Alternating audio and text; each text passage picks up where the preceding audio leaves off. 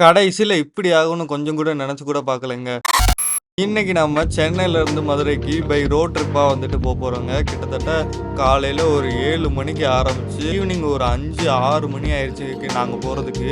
ஏன்னா ஃபர்ஸ்ட்டு கிளம்பும்போது ஒரு பிளான் போட்டு, ரிட்டர்ன் அந்த பிளான் மாறி, திரும்ப ஒரு பிளான் போட்டு, திரும்ப ஒரு பிளான் மாறி, ஃபைனலா ஒரு பிளான் போட்டு மதுரைக்கு ரீச் ஆயாச்சு. கிட்டத்தட்ட ஃபர்ஸ்ட்டு எடுத்தோனே நாங்க சென்னையிலேருந்து திருச்சி போயிட்டு, திருச்சியிலேருந்து திண்டுக்கல் போய் மதுரை போறது எங்களுக்கு ஒரு பிளானா இருந்துச்சு.